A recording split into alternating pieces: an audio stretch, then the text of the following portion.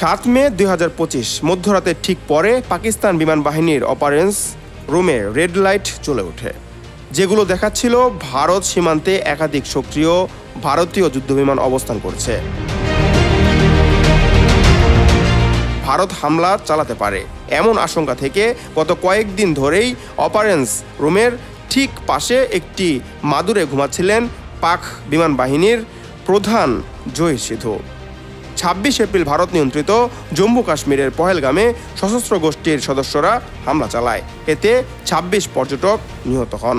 এই হামলার জন্য পাকিস্তানকে দায়ী করে পাল্টা জবাব দেওয়ার হুমকি দিয়েছিল ভারত। সে কারণে অপারেশন রুমের পাশেই অবস্থান নেন পাকিস্তানের বিমান বাহিনীর প্রধান। গোয়েন্দা তথ্যের ঘাটতির কারণে ভারতীয় রাফায়েল পাইলটরা ভেবেছিল ক্ষেপণাস্ত্রের আওতার বাইরে রয়েছে। তাদের ধারণা ছিল চীনা বিমানের ব্যবহৃত PL-15 ক্ষেপণাস্ত্র সর্বোচ্চ 150 কিলোমিটার দূরের লক্ষ্যবস্তুতে আঘাত আনতে পারে। এমনকি চীনও বলতো এই ক্ষেপণাস্ত্র 150 কিলোমিটার দূরে আঘাত আনতে পারে, কিন্তু এটি মূলত আঘাত আনতে পারে 200 কিলোমিটার দূরে।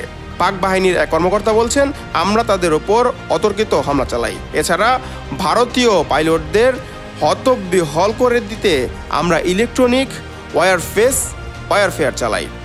ভারত অবশ্য এই ইলেকট্রনিক ওয়ারফেয়ারের বিষয়টি অস্বীকার করে আসছে।